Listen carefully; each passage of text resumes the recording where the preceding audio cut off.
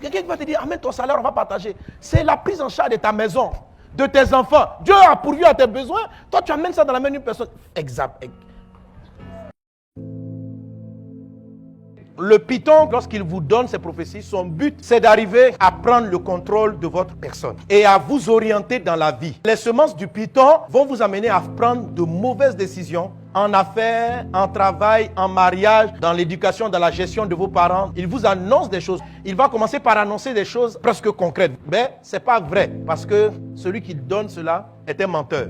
Il les donne à dessein. Et le python va tellement vous donner l'impression de garantir et de vous dire les choses qui vont vous arriver que vous allez finir par vous confier en lui. C'est lui qui va décider à un moment donné s'il faut vous marier, comment il faut gérer vos enfants, comment il faut gérer votre argent. Parce qu'il va te dire, oui, je vois un accident sur toi, mais il faut que tu fasses une offrande anti-accident. Et j'ai vu des gens, quand ils recevaient leur salaire, partaient amener d'abord au prophète. Le prophète prie. Et le prophète dit, amen, il faut que je prie pour ton argent, parce que le diable en veut à ton argent. Prie. Et cet esprit-là n'est pas seulement dans l'église. C'est l'esprit que vous voyez chez les marabouts, les féticheurs. Donc tous les grands quittent leur pays là-bas pour arriver en Afrique, aller rencontrer des sorciers. Parce que tout le monde a envie de savoir ce qui va arriver devant. Donc tout ce qui donne horoscope, astrologie, tous ces calculs du futur là. Derrière ça, c'est l'histoire du serpent ancien. Et plusieurs ont vu leur foyer, leur vie détruite à cause du serpent sous la forme du python. Lui, il a voulu aussi m'avaler. Malgré mon zèle, j'ai rencontré une dame vraiment qui était dans la révélation. Elle avait les révélations, les paroles de connaissance, les prophéties. J'étais omnibulé par elle, émerveillé par sa vie de prière. Quand tu entrais chez elle, elle prie toute la nuit jusqu'au matin. Quand on arrive, elle est fatiguée. Et j'ai veillé, j'étais devant le trône de Dieu. Il m'a parlé te concernant. Il a dit quoi? Je vois. Elle dit, je sors de 21 jours de jeûne. Non. Alors, c'était le python en direct. J'étais parti avec un ami. Donc cet ami-là, lui, il était plus prudent que moi. Et à un moment donné, notre pasteur ayant appris que nous fréquentions, cette dame nous a appelés. Le pasteur dit, cette dame-là, on n'a pas bien fait sa délivrance. Et puis elle est venue s'installer ici. On ne peut pas te garantir. Je vous conseille, en tout cas je vous dis, les cellules de prière que vous faites là-bas, arrêtez-les. Et puis elle est venue me dire, le pasteur dit d'arrêter. J'ai dit, comment ça? Mais tout ça, c'est pour l'œuvre de Dieu. Cette dame-là, elle m'encourage. On va évangéliser la ville. Mais j'avais une seule parole. Honore ton père et puis il faut écouter ton pasteur. Ce principe-là a fait que, avec mon ami Vincent, il dit, bon, il faut qu'on prie Dieu. Mais je ne voulais pas quitter la dame-là. Ça me fait trop mal ce que le pasteur m'a dit. Je rencontre quelqu'un de très spirituel, qui prie comme moi, qui aime le Saint-Esprit comme moi. Quand le pasteur a dit, on n'a qu'à arrêter, je suis parti avec mon ami, on est parti dans une forêt de Véa. On dit, on va demander à Dieu. Parce que pour travailler avec cette dame-là, on avait prié, on avait eu la paix qu'il fallait aller avec elle. Mais Dieu avait permis cela pour qu'on apprenne. On a demandé deux signes. Si tu veux qu'on travaille avec elle, montre-nous un animal. Si tu veux qu'on arrête de travailler avec elle, que la pluie tombe sur nous, dans la forêt ici. Donc on a commencé à prier. Et la pluie est tombée sur nous. Ça voulait dire qu'il fallait arrêter. Mais ça m'a fait trop mal. Je dis, Vincent, comme ça on doit arrêter. Il dit, on a demandé, Dieu a parlé. Et c'est avec peine. On est parti de la dame, vraiment, on ne pourra plus. Et après, comme elle voyait les sorciers partout, elle dit, moi-même je suis un sorcier. Elle a vu. Elle dit, ah! Parce que je ne partais plus là-bas à cause de ce que le pasteur a dit. Mais ce n'était pas avec joie que je ne partais pas. C'est à contre-cœur. Sinon, je voulais aller à la prière chez elle. À cause de la parole du pasteur et de la pluie qui est tombée sur nous dans la forêt. Et c'était avec peine. C'est ce que j'ai vu dans le rêve. Quand je la liais au nom de Jésus, ça n'a pas fonctionné. Et j'ai dû commencer à ramper. La difficulté pour la quitter là, c'était ça, je rampais. Gloire soit rendue à Dieu, mes parents aussi ont déménagé de cette ville là, on est parti dans une autre ville. Mais je pensais à elle toujours là-bas. Si j'ai les moyens, il faut que je reparte dans cette ville là pour la rencontrer. Et puis c'est là que j'ai appris les informations. Maintenant, elle dit que toi tu es un sorcier, que tu es un gars dangereux. Je dis, ah!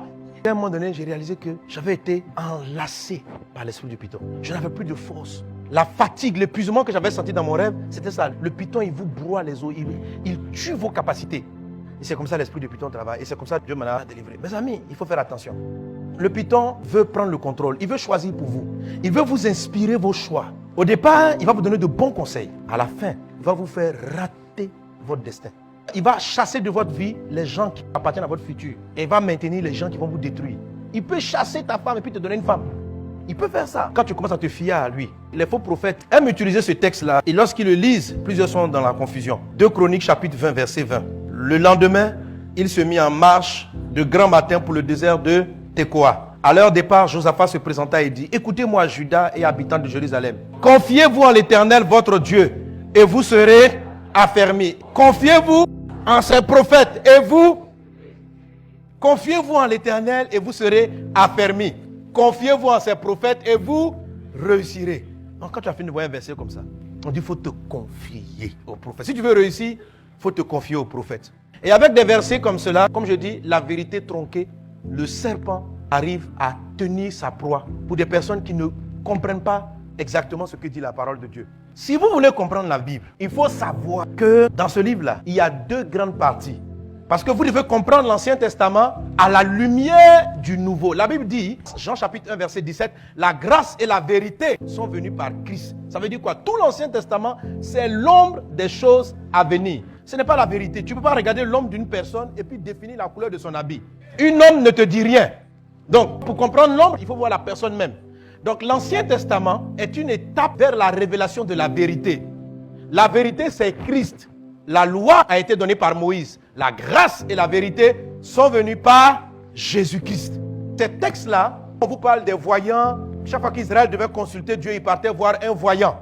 Il y a beaucoup de gens, quand ils vont voir des prophètes, c'est parce qu'ils s'appuient sur ce genre de texte. Allez voir le voyant. Il paraît qu'il y a un voyant à Kourougo, il faut aller le voir pour lui poser la question, qui est vraiment ton mari? Non, ça c'est l'ancienne alliance. Je ne suis pas en train de dire qu'il n'y a pas de prophète dans le Nouveau Testament. Il y a des prophètes dans le Nouveau Testament. Il y a des prophètes de nos jours. La prophétie existe. Le ministère de prophète existe. Les vraies prophéties existent. Mais en même temps qu'il y a de vrais prophètes, il y a de nombreux faux aussi. Il faut faire très attention. Et le Saint-Esprit, par la vérité, va vous aider à y voir clair. Sinon, votre destin est sérieusement compromis. Et la saison de la moisson peut être sérieusement compromise simplement parce que vous ne discernez pas. Alors, qu'est-ce qui se passe dans le Nouveau Testament? Quand on rentre dans le Nouveau Testament, la Bible dit ceci. Dans le dernier temps, dit Dieu, je répandrai mon esprit sur toute chair. Ok, dans l'Ancien Testament, l'esprit n'était pas répandu sur toute chair.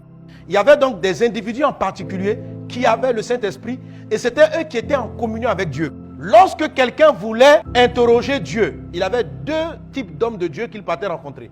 Les premiers, c'était le sacrificateur, les pasteurs de l'Ancien Testament. Ceux-là, comme ils n'étaient pas prophètes, ils tiraient au sort. Il dit, bon, si tu veux qu'on aille en guerre, il jette le truc. Si tu veux pas qu'on aille, fait. Donc l'Ancien Testament, il y avait les sacrificateurs qui interprétaient et qui donnaient des directives futuristes sur cette base. Et le deuxième groupe de personnes qui donnaient les directives, c'était les prophètes et particulièrement ce qu'on appelle les voyants. Donc les voyants sont des gens qui voyaient le futur et qui pouvaient prévenir et dire aux gens certains choix. Mais pour que tu sois nommé même prophète, il y avait des conditions strictes. Le livre de Deutéronome dit, quand un prophète commence à prophétiser, il faut l'écouter. Si ce qu'il dit est avéré, ça s'accomplit, c'est qu'il vous parle de la part de Dieu. Si ce qu'il a dit une fois ne s'est pas accompli, il faut le tuer. Donc, frère, chez les Juifs, là, pour dire que tu es un prophète, il faut être sûr de toi. Sinon, on va te tuer. Mais de nos jours, là, on ne tue plus les gens. Ça veut dire que quand les gens prophétisaient, ils savaient de quoi ils parlaient. Parce que si ça ne s'accomplissait pas, on les tuait. On dit, toi, là, tu n'as pas dit que il y a telle chose qui allait arriver demain. Ce n'est pas arrivé. Tu dis quoi maintenant? Les gens arrivent avec des cailloux. Mettez-les là. Ils mentent sur Dieu. Quand Dieu te parle, quand tu entends une voix, tu vas éprouver Dieu. Parce que sinon, on va me tuer dans la ville ici. Dieu, pitié. Je dis, c'est moi, je t'ai rassuré. Donc, c'était délicat. Mais malgré cette délicatesse, il y avait quand même des faux prophètes dans l'Ancien Testament et qui ont induit le peuple en erreur. Donc, quand la Bible dit de se fier dans les prophètes, c'est même pas encore même l'individu, c'est la prophétie de Dieu. Quand Dieu a prophétisé, il faut avoir confiance. Mais il faut-il d'abord même que Dieu ait prophétisé. Donc, il faut t'assurer que c'est Dieu qui prophétise. Dans l'Ancien Testament, on demandait une vérification avant de pouvoir se fier à un prophète. Il y avait une vérification qui précédait le fait qu'on la reconnaisse comme prophète et on puisse se fier à elle. Mais dans le Nouveau Testament, les choses ont beaucoup évolué. L'Esprit a été répandu sur toute chair. Les fils et les filles prophétisent. Tout le monde peut avoir des visions. Et nous sommes tous fils de Dieu. Donc, parce que l'Esprit est répandu, nous tous, on a accès au Papa. On peut lui poser des questions. Donc, tu n'es pas la seule personne dans le peuple là qui voit Dieu, qui parle à Dieu. Moi aussi, je peux lui demander. Amen. Parce que l'Esprit est répandu, Dieu va lui exiger que nous discernions. Comment vaincre l'Esprit et la semence du python?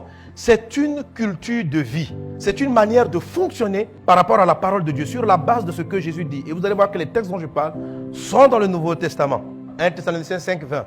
Ne méprisez pas les prophéties. Donc, ne méprisons pas les prophéties. Quand quelqu'un dit ainsi par l'Éternel, ce n'est pas parce que je chante un ancien, c'est sur laquelle tu vas jeter ça n'importe comment. Non. Ne méprise pas les prophéties. Le verset continue. Mais fais quoi? Examiner quoi? Est-ce qu'on doit examiner quelqu'un? On doit examiner toutes choses. Et ce texte est relatif aux prophéties. Examiner toutes choses et retenir ce qui est bon. C'est à quelle forme c'est donné? C'est une forme de conseil ou bien c'est la forme impérative? C'est un ordre. Tout prophète qui prophétise, tu as le devoir de checker, de vérifier. Dieu te dit d'examiner, pas te jeter dans les prophéties sans recul. Car tu seras tenu responsable pour tous les choix et les décisions que tu vas prendre. Tu ne vas pas venir, non Dieu, moi je ne voulais pas aller, hein, mais c'est comme ton prophète. Dieu a dit, c'est moi qui l'ai envoyé. Tu dis, non mais tu as dit de te fier à tes serviteurs les prophètes. Dieu, voilà 1 Chronique 20. Dieu va dire, tu ne comprends pas la parole. La Bible dit, examinez et retenez ce qui est bon. Ça veut dire quoi? Que même dans un bon prophète, il peut avoir une partie de sa prophétie qui est bien et une autre partie qui est un ajout de sa propre personne. Tu examines, tu tries. Ce qui est bon, tu retires et tu avances avec. Amen. Si tu as fini d'examiner à la lumière de la prière et de la parole de Dieu, que tu n'as pas la conviction, ne le fais pas. Ce qui n'est pas fruit de conviction est péché. Tu ne sens pas l'affaire, ne le fais pas. Parce que ça va t'engager.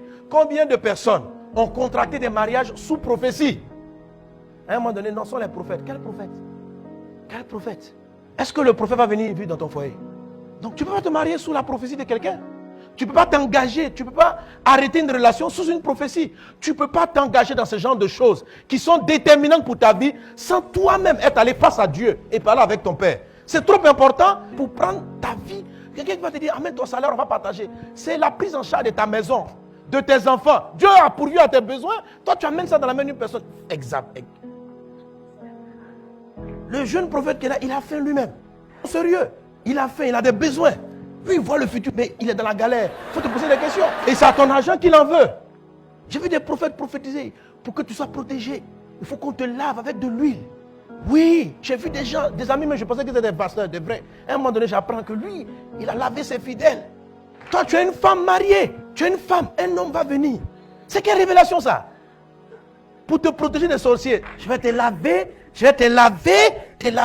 et puis il va te toucher partout. C'est un sorcier. Peut-être qu'un jour, il a marché avec Jésus. Peut-être qu'un jour, il a créé le Seigneur. Mais dans son cœur, en plus de la vraie prophétie que tu voulais lui donner, Satan avait une semence. C'était un gars pervers. Donc, quand Dieu a commencé à l'utiliser, la perversité ne l'avait pas quitté. Il y a des gens qui ont des problèmes à la masturbation. Jésus n'a pas fini d'enlever ça. Ce sont des gars pervers. Ils ne se convertissent pas bien. Quand Jésus va enlever l'ivraie, ils disent non. Et ils grincent dans l'église. Donc, comme ils ont 2 ou 3 prophéties qui s'accomplissent, mon prophète. Et il est content. Mais la perversité ne l'a pas laissé. Et il va commencer maintenant à faire des prophéties perverses. Dieu donne une révélation. Je sens, je dois prier. Toi et moi, la nuit, nous deux. Viens. Ma fille, viens me retrouver. Dans tel endroit, il va abuser de toi. Si tu vas là-bas, Dieu va te frapper. C'est un péché. Il t'envoûte. Tu n'as plus de force. J'ai entendu des choses horribles. Oh, abominables. Quand les gens sont paralysés par l'esprit de Python, même les intelligents deviennent bêtes. Non, sérieux. Ne croyez pas que ce sont les chrétiens faibles. Vous voyez, des PDG, des ministres, des intellectuels, ils vont dans le truc du monsieur, ils se déshabillent nus. La nuit au milieu de la route, ils prennent un canari, ils sont nus là-bas. Je veux le pouvoir. C'est le même esprit là. La Bible dit une femme avait un esprit de divination, c'était un esprit de python. Et la Bible dit, elle faisait gagner beaucoup d'argent à ses patrons. Le python peut vous apporter beaucoup d'argent dans ses conseils. Mais c'est pour vous séduire. Donc il faut examiner. Même un bon prophète, il faut examiner. Même quand Pasteur Sanogo prophétise, il faut examiner. Oui, je ne suis pas Dieu. Je suis un homme. Tu comprends? Je suis un homme. Voilà. Je suis un frère. On est des frères. J'enseigne, on prend la parole, on regarde. Tout ce que je dis, c'est dans la Bible. Si tu estimes que ce n'est pas très clair, tu m'écris. Si je me trompe, moi-même, je me repentis. Je le fais souvent. Je dis, la dernière fois, j'ai dit ça, je me suis trompé. Voilà ce que la Bible dit. Pourquoi on est humain, on peut se tromper. Mais quelle que soit la façon dont Dieu veut t'utiliser, garde ton cœur de la semence de l'orgueil. Garde ton cœur de croire que parce que tu n'es pas susceptible de faire des erreurs, tu peux te tromper. Le jour où un pasteur pense que lui ne peut pas faire d'erreur et que tout ce qu'il dit, c'est Dieu qui a parlé, il est foutu. Tu n'es pas Dieu. Dieu se sert de toi. Un jour, il peut se taire. Il faut être humble. Donc, le Seigneur dit, examinez. Un jour, l'apôtre Paul prêchait. La Bible dit, les chrétiens de Bérée, ils l'ont écouté, ils ont pris la Bible. Ils ont pris les Écritures. Quand Paul parle, il regarde. La Bible a loué ça, c'est ce qu'on veut. Tu es là à l'école pourquoi? Pour lire, non? Faut lire la Bible, d'accord? Dieu t'a donné un cerveau, tu ne veux plus réfléchir ou quoi?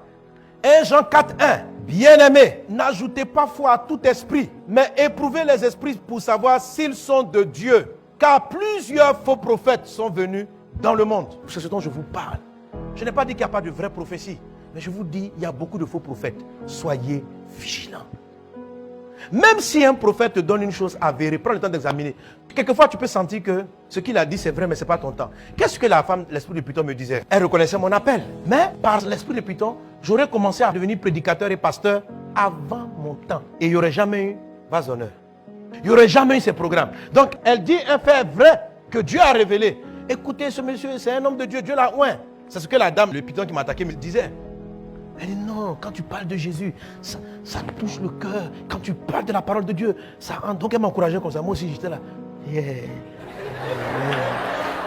J'ai des entrées qui arrivent là. On va faire le de Dieu, on va l'évangéliser. Tu vois, aujourd'hui, les pasteurs, ils n'évangélisent plus. Les gens meurent dans le péché. Je dis oui, c'est ça, ma soeur. C'est ça. On va aller faire des campagnes. On va aller. Et puis j'étais dedans. C'est ce que je voulais. La séduction, là, c'est de te donner ce que tu veux. Quand tu vois un ver de terre qui se balade dans l'eau, il faut savoir qui le tient. L'eau ou un fil translucide au-dessus de lui. S'il y a un fil, ce ver de terre est un poison. Tu n'as pas fini d'être formé dans l'église. Des prophéties vont te dire, lève-toi, tu vas commencer ton ministère. Commence ton église. C'est du mensonge d'un esprit de python. Il va te faire commencer avant le temps. Oh, tu as bien appris, tu es formé maintenant. Ton temps est arrivé, tu es prêt, tu es prêt. Tu n'es pas prêt. Ton patron ne t'a pas béni, tu n'as pas donné la route. Attends. Quand tu es puissamment utilisé comme les Paul, là, le python arrive pour t'encourager. Non, tu es trop dangereux. Écoutez ces gens, ils vous parlent. Et tu vas entendre. Tu attends quoi pour commencer ton ministère? Tu dis, c'est vrai. Tu attends quoi? Les âmes meurent. Puis ils tremblent tout ça là. Chut. Toi aussi tu écoutes. Oui. Tu viens d'être ponéré. Une semence de python. Ça va te faire du mal. Dis Jésus, aide-moi. Aide-moi.